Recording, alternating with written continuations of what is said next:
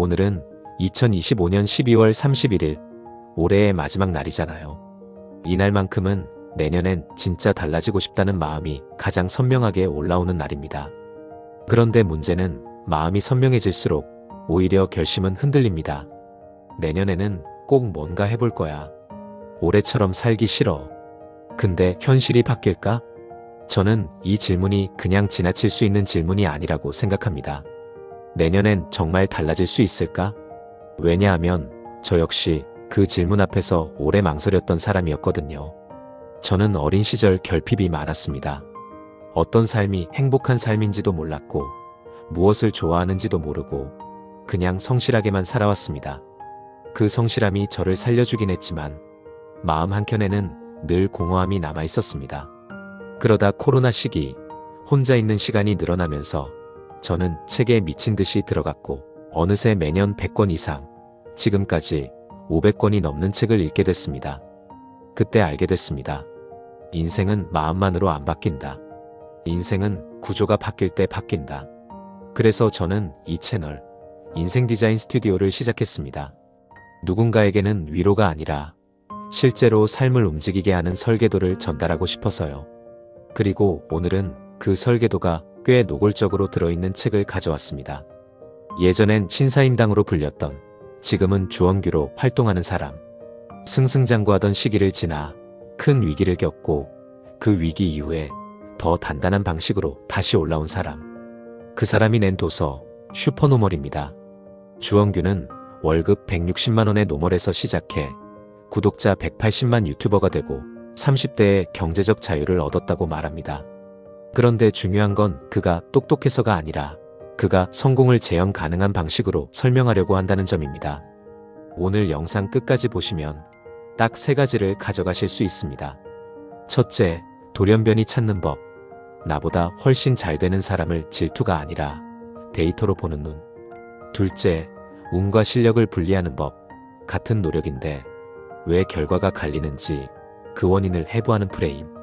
셋째, 고빈도 전략, 의지력 없이도 성공 확률을 끌어올리는 반복 설계 기술. 그러니까 오늘은 동기부여가 아니라 내년을 바꾸는 운영체제 설치라고 생각해주세요. 자, 시작하겠습니다. 주원규가 말하는 슈퍼노멀은 이런 정의입니다. 평범한 범주 안에서 상단에 속한 사람들. 여기서 포인트는 슈퍼노멀은 초월자가 아니라는 겁니다. 천재도 아니고 운명적으로 선택받은 사람도 아니고 원래 특별한 DNA를 가진 사람도 아닙니다. 그들은 어디까지나 평범의 카테고리 안에 있습니다. 다만 그 안에서 상단에 있는 사람들이죠. 이 말이 왜 중요하냐면요. 우리는 무의식적으로 성공한 사람들을 다른 종이라고 생각합니다. 저 사람은 원래 달라. 나는 저렇게 못해. 이렇게 선을 그어버립니다.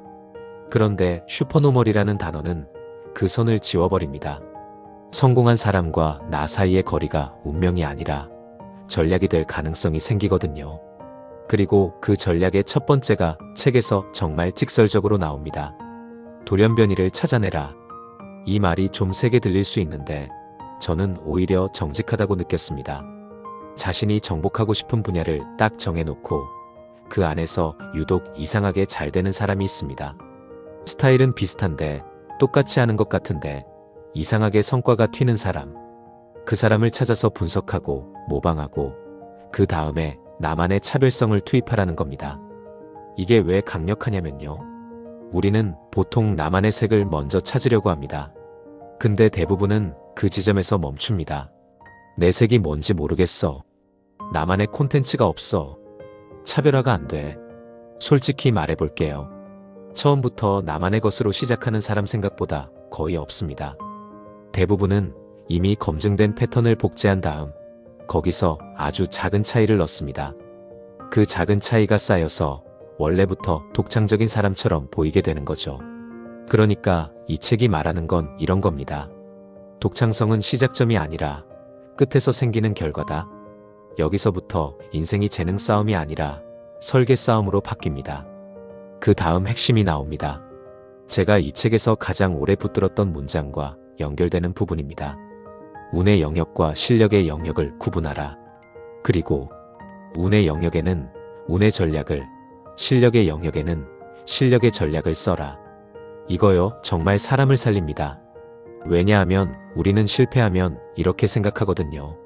내가 부족해서, 내 실력이 없어서, 역시 난 안 돼. 근데 어떤 실패는 실력 문제가 아니라 운의 영역일 수 있습니다. 운의 영역에서 실패했는데 그걸 실력 탓으로 돌리면 어떻게 되냐면요. 자존감이 무너집니다. 그리고 그 무너진 자존감이 다음 시도를 막아버립니다. 반대로 어떤 성공은 실력의 결과인데도 그냥 운이 좋았어라고만 넘겨버리면 내 실력이 축적되지 않습니다. 내 시스템이 만들어지지 않습니다. 그러면 다음 성공이 재현되지 않죠. 그래서 주원규는 구분합니다. 운의 영역에서는 이렇게 하라고 말합니다.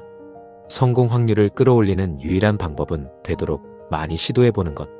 주사위를 여러 번 던지면 언젠가 6이 나온다.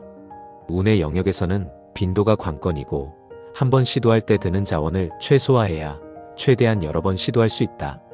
이거 듣는 순간 머리가 맑아지지 않으세요? 우리가 내년 계획을 망치는 이유는 대개 이겁니다. 한 방으로 끝내려는 마음. 유튜브를 한다고 치면 처음부터 대박 영상 하나를 만들려고 합니다. 사업을 한다고 치면 처음부터 완벽한 아이템을 찾으려고 합니다. 투자를 한다고 치면 처음부터 이거 사면 인생 바뀐다 같은 종목을 찾습니다. 그런데 운의 영역은 원래 그렇게 안 됩니다. 운의 영역은 작게 던지고 많이 던지는 사람이 이깁니다. 여기서 책은 자원분배법까지 제시합니다. 실력의 영역, 내 실력을 높이는데 자원을 아낌없이 투입한다. 운의 영역, 최대한 낮은 비용과 시간을 들여 여러 번 시도해 확률을 높인다. 이걸 저는 이렇게 번역해봤습니다. 진짜 중요한 건 깊게, 결과가 불확실한 건 가볍게, 깊게 할 건 깊게 하고 가볍게 할 건 많이 하라.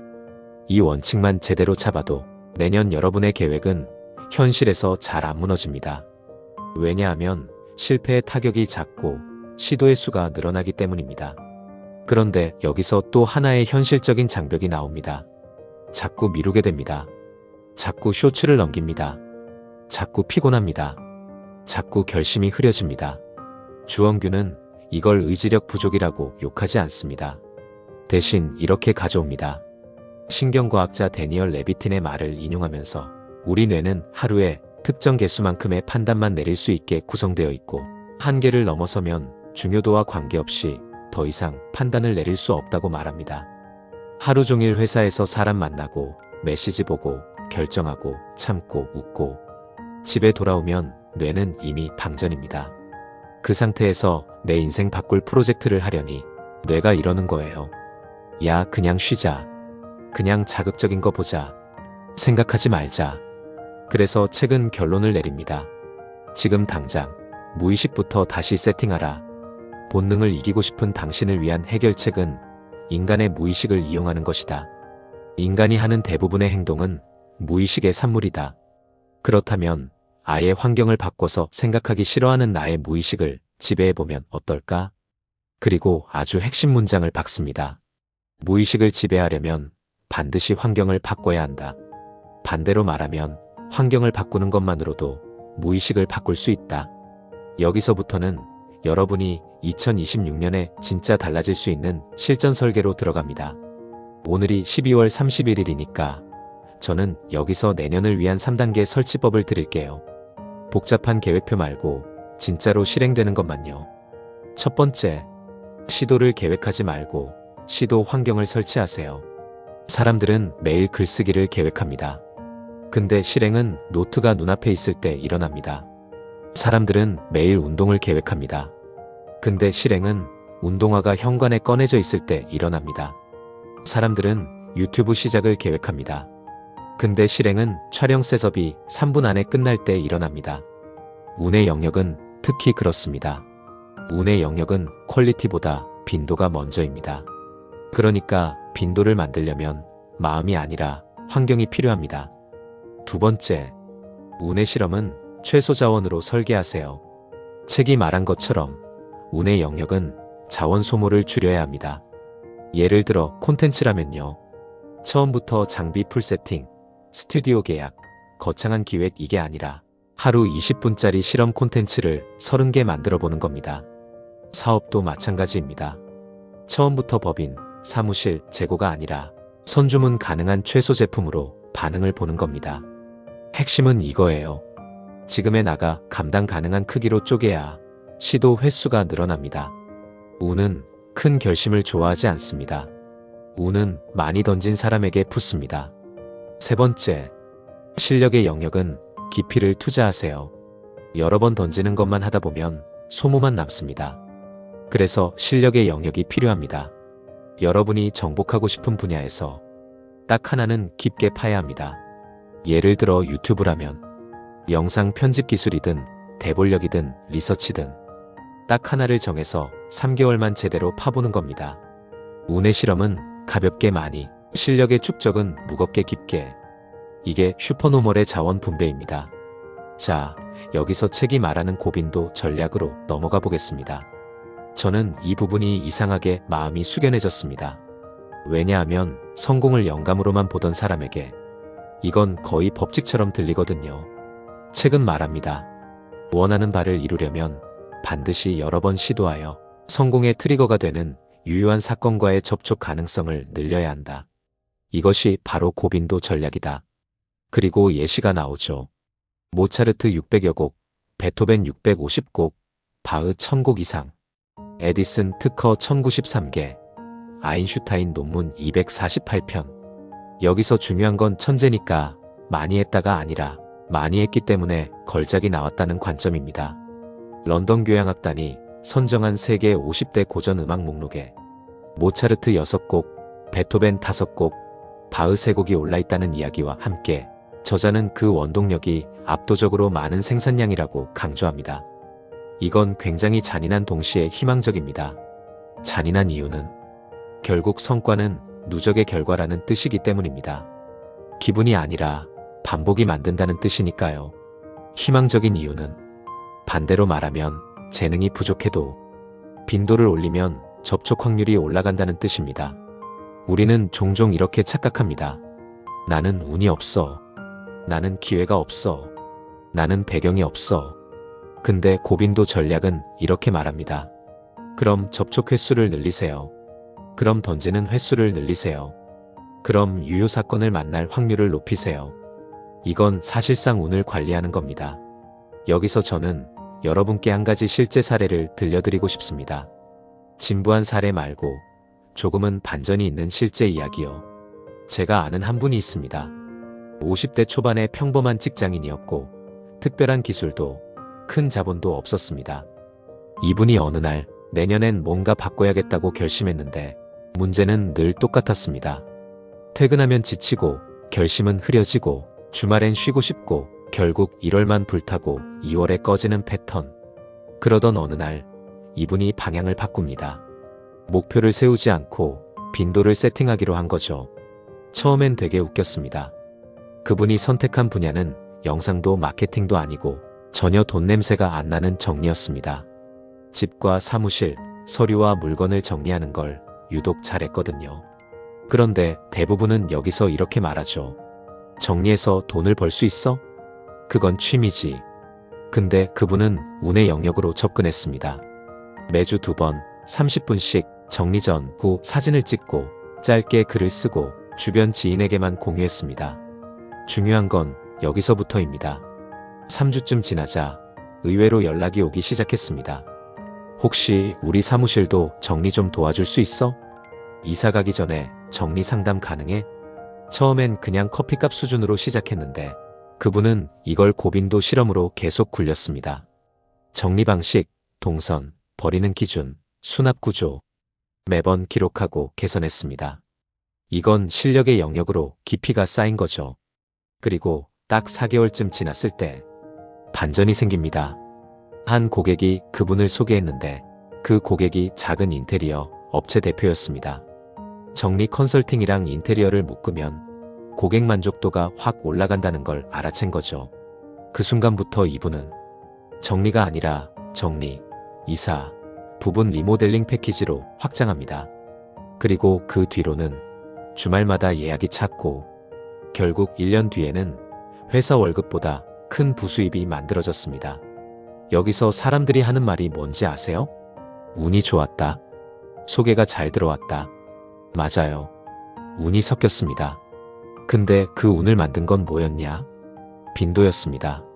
그리고 그 운을 잡은 건 뭐였냐? 실력이었습니다. 이게 책이 말한 구조랑 똑같습니다. 운과 실력을 구분하고, 운은 많이 던지고 실력은 깊이를 쌓고 돌연변이를 찾아 분석하고 거기에 자기 차별성을 얻는 것. 이건 자청의 역행자를 떠올리게 하는 지점도 있습니다. 평범한 사람이 어떻게 비평범해지는가를 기술처럼 설명하려는 시도 자체가 닮아있죠. 하지만 저는 슈퍼노멀이 주는 느낌이 조금 다르다고 느꼈습니다. 역행자가 시스템을 역이용하는 관점이라면 슈퍼노멀은 현실의 확률 구조를 해부하고 내 시도를 설계하는 관점에 가깝습니다. 좀 더 차갑고 실전적이고 덜 낭만적입니다. 그리고 저는 그 점이 오히려 좋았습니다. 왜냐하면 오늘이 12월 31일이니까요. 내년을 바꾸려면 낭만보다 설계가 필요합니다. 자, 이제 마지막으로 여러분이 오늘 영상 끝나고 바로 할 수 있는 연말 15분 리셋을 드릴게요. 딱 3줄만 쓰시면 됩니다. 첫째 줄, 내가 정복하고 싶은 분야 1개. 너무 많으면 판단 에너지가 소모되니 1개만 작성하시는 것이 좋습니다. 둘째 줄, 그 분야에서 이상하게 잘 되는 돌연변이 3명. 유튜버든 사업가든 직장인이든 상관없습니다. 왜 저 사람은 비슷한데 더 잘 되는 건가 싶은 사람. 셋째 줄, 운의 실험 20개를 최소 비용으로 쪼개는 방법. 예를 들어 콘텐츠 20개면 한 편당 20분짜리 실험으로 쪼개는 식입니다. 핵심은 완성이 아니라 접촉입니다. 여기까지 쓰셨으면 내년 1월 계획의 70%는 끝난 겁니다. 그 다음부터는 열심히가 아니라 빈도를 지키는 싸움입니다. 그리고 마지막으로 오늘이 마지막 날이니까 제가 한 문장만 더 얹겠습니다. 우리는 늘 내년엔 운이 좋았으면이라고 말합니다. 근데 운은 기도보다 접촉에서 자주 생깁니다. 기회는 우연처럼 오지만 우연은 반복 속에서 더 자주 발견됩니다. 슈퍼노멀을 저는 이렇게 한 줄로 요약하고 싶습니다. 평범함을 벗어나는 방법은 특별해지는 게 아니라 확률을 설계하는 것이다. 이제 댓글로 여러분의 2026년을 같이 시작해보고 싶습니다. 오늘 영상에서 마음에 걸린 문장을 하나만 남겨주세요. 그리고 반드시 내가 하는 행동으로 연결해주세요. 예를 들면 이런 식입니다. 저는 2026년에 제가 정복하고 싶은 분야의 돌연변이 3명을 찾아서 매주 분석하겠습니다. 저는 운의 영역을 작게 쪼개서 30일 동안 20번 시도해 보겠습니다. 저는 무의식을 바꾸기 위해 환경부터 바꾸겠습니다. 예를 들어 침대 옆에 노트 두기, 현관에 운동화 꺼내놓기, 쇼츠 앱 첫 화면에서 치우기.